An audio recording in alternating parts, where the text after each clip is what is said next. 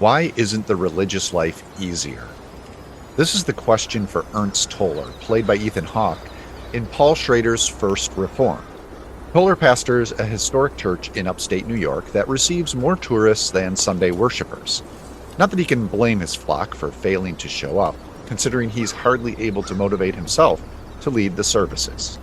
He is, as the saying goes, enduring a crisis of faith. This is a common motif at the movies. From Robert Bresson's Diary of a Country Priest to Ingmar Bergman's Winter Light, the spiritual crises of the clergy have always made for rich, fictional fodder. Schrader previously explored the difficulties of the religious impulse in his screenplays for Martin Scorsese. Think The Last Temptation of Christ or Bringing Out the Dead. And then there are his own directorial efforts, from 1979's Hardcore to First Reformed from 2018. For Schrader, the way of faith is less a blessing than a curse. Yet it's a curse he, or at least his films, can't shake. This is why Toller stays in his post at First Reformed, leading his sparsely attended services, even if in private he can no longer pray. In some way, he hopes to be of service. Please rise.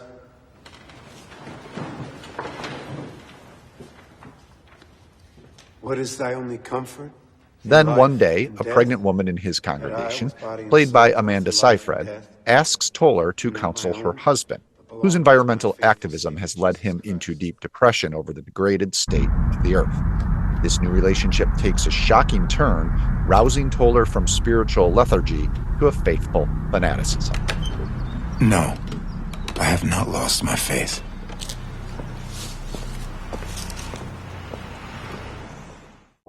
That probably makes First Reformed sound more exciting on a surface level than it is.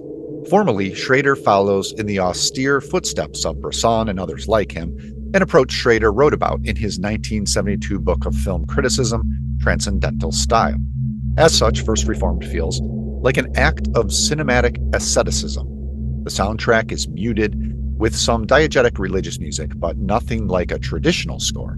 Composer Brian Williams works more in unsettling thrums and echoes. The camera, meanwhile, mostly remains fixed, particularly for interrogating straight-ahead portrait shots that occasionally render Hawke, the film's most familiar face, nearly unrecognizable. Usually a chatterbox on screen, Hawke gives a performance of remarkable quiet and economy. Toller wears a clergy person's collar around his neck, and much of the movie itself seems to be aesthetically constricted precisely in that place between its head and its heart.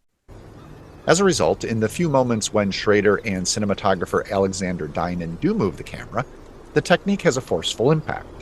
Ironically, the movie opens this way, with a foreboding tracking shot up the front lawn of First Reformed, so that the white building rises up against the dark sky like a looming monster. The film's boldest sequence reaches for something truly transcendent, a metaphysical journey that brings Toller simultaneously to the edge of enlightenment and the mouth of madness. It's partly a contemplative prayer, Christian mystic Thomas Merton is name-checked in the movie, and partly a seance. As such, First Reformed manages to be ascetic, poetic, and prophetic.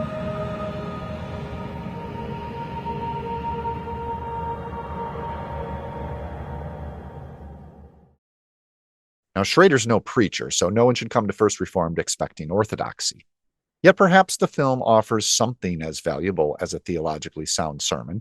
This is a confession of faith, not as faith is often demanded, but as it's experienced, especially in those nights when the living water gets stiff competition from scotch and a shot of Pepto-Bismol.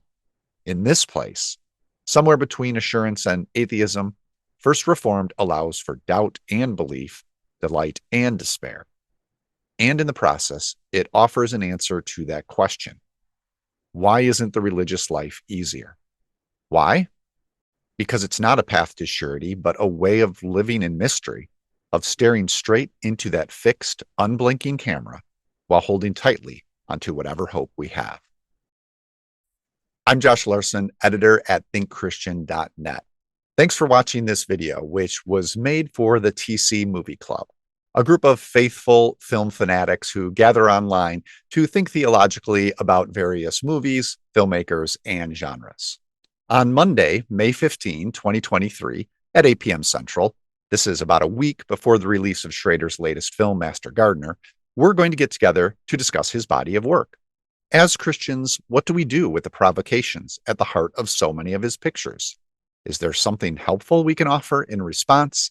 Is it possible we might learn something from them? I can't wait to discuss all of that with you. Invites will be going out via email to TC Movie Club members. If you haven't joined the club and would like to participate, or if you're coming to this video late and want to find out about future movie club offerings, you can sign up at thinkchristian.net/movie club.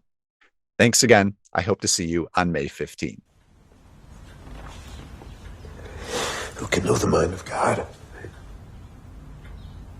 But we can choose a righteous life, belief, forgiveness, grace covers us all. I believe that.